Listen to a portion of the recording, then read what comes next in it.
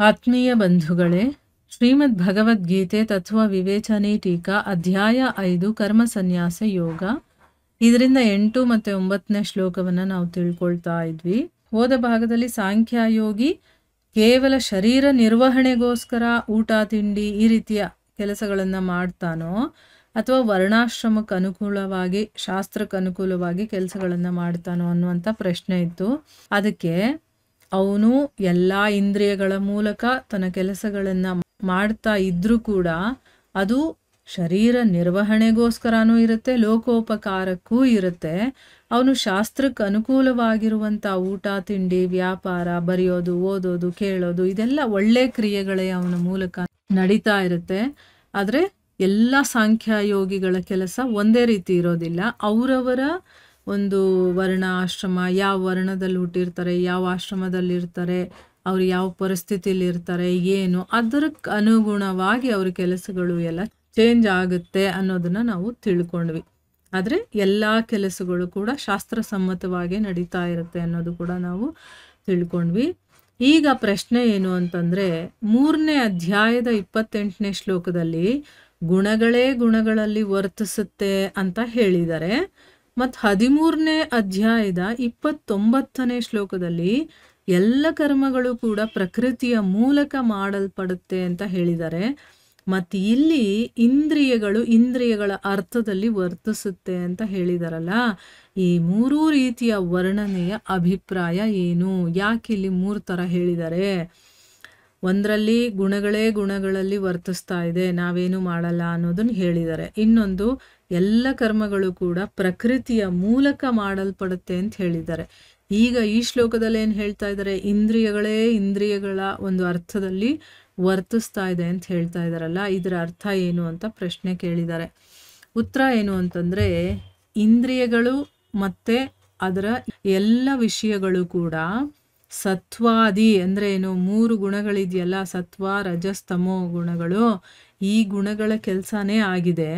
ಮತ್ತು 3 ಗುಣಗಳು ಕೂಡ ಪ್ರಕೃತಿಯ ಕೆಲಸನೇ ಆಗಿದೆ. ಪ್ರಕೃತಿನೇ ಈ 3 ಕೆಲಸಗಳನ್ನು ಮಾಡುವಂಥದ್ದು. ಅದಕ್ಕೋಸ್ಕರನೇ ಬೇಕಾದರೆ ಎಲ್ಲ ಕರ್ಮಗಳು ಪ್ರಕೃತಿಯ ಮೂಲಕ ಮಾಡಲ್ಪಡುತ್ತೆ ಅಂತ ಹೇಳಿದ್ರು ಕೂಡ, ಅಥವಾ ಗುಣಗಳು ಗುಣಗಳಲ್ಲೇ ವರ್ತಿಸ್ತಾ ಇದೆ ಅಂತ ಹೇಳಿದ್ರು ಕೂಡ, ಅಥವಾ ಇಂದ್ರಿಯಗಳು ಇಂದ್ರಿಯಗಳ ಅರ್ಥದಲ್ಲಿ ವರ್ತಿಸ್ತಾ ಇದೆ ಅಂತ ಹೇಳಿದ್ರು ಕೂಡ ಒಂದೇ ಆಗಿದೆ. ಇಂದ್ರಿಯಗಳ ವಿಷಯಗಳಿದೆಯಲ್ಲ, ಅದು 3 ಗುಣಗಳ ಕೆಲಸನೇ ಆಗಿರೋದು.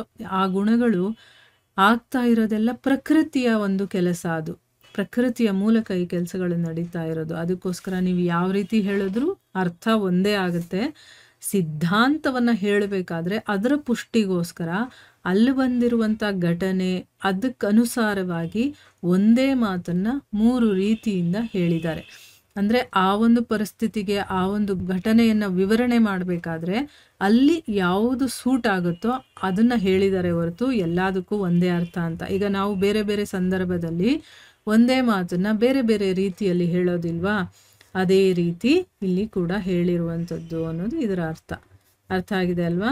ಮುಂದಿನ ಪ್ರಶ್ನೆ ಏನು ಅಂತಂದರೆ, ಇಂದ್ರಿಯಗಳ ಜೊತೆಗೆ ಪ್ರಾಣ ಮತ್ತು ಮನಸ್ಸಿನ ಸಂಬಂಧಪಟ್ಟಿರುವಂಥ ಕ್ರಿಯೆಗಳ ವರ್ಣನೆ ಮಾಡಿ ಅದನ್ನು ಮಾಡಿದರೂ ಕೂಡ ಕೇವಲ ಇಂದ್ರಿಯಗಳೇ ಇಂದ್ರಿಯಗಳ ಅರ್ಥದಲ್ಲಿ ವರ್ತಿಸ್ತಾ ಇದೆ ಅಂತ ಹೇಳೋದಕ್ಕೆ ಕಾರಣ ಏನು ಅಂತ. ಇಲ್ಲಿ ಪ್ರಾಣ ಮತ್ತು ಮನಸ್ಸಿನ ಬಗ್ಗೆನೂ ಹೇಳಿದ್ದಾರೆ.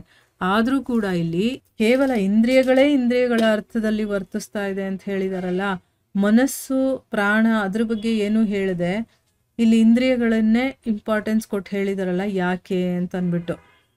ಉತ್ತರ ಏನು ಅಂತಂದರೆ, ಕ್ರಿಯೆಗಳಲ್ಲಿ ಇಂದ್ರಿಯಗಳದ್ದು ಪ್ರಾಧಾನ್ಯತೆ ಇದೆ ಅಲ್ವಾ? ಎಲ್ಲ ಕೆಲಸಗಳು ಇಂದ್ರಿಯಗಳ ಮೂಲಕ ಆಗೋದು. ಮತ್ತು ಪ್ರಾಣಗಳನ್ನು ಕೂಡ ಇಂದ್ರಿಯಗಳ ಹೆಸರಿನಿಂದ ವರ್ಣನೆ ಮಾಡಿದ್ದಾರೆ. ಯಾಕೆ ಅಂತಂದರೆ ಪ್ರಾಣ ಕೂಡ ಒಂದು ಕೆಲಸ, ಅದು ಕೂಡ ಇಂದ್ರಿಯಗಳ ಮೂಲಕ ನಡೆಯುವಂಥದ್ದು. ಮನಸ್ಸು ಕೂಡ ಒಂದು ಅಂತಃಕರಣ ಅನ್ನೋದನ್ನ ಕೇಳಿದ್ದೀವಿ, ಅದು ಕೂಡ ಒಂದು ಇಂದ್ರಿಯನೇ. ಅಂದರೆ ಅದು ಒಳಗಡೆ ಇರುವಂಥ ಒಂದು ಸೂಕ್ಷ್ಮ ಇಂದ್ರಿಯ ಅಂತ ಅಂದ್ಬಿಟ್ಟು ಹೇಳಿದಾರಲ್ವಾ? ಈ ರೀತಿ ಇಂದ್ರಿಯ ಶಬ್ದದಲ್ಲೇ ಎಲ್ಲ ಒಂದು ಸೇರ್ಕೊಂಬಿಟ್ಟಿರುತ್ತೆ.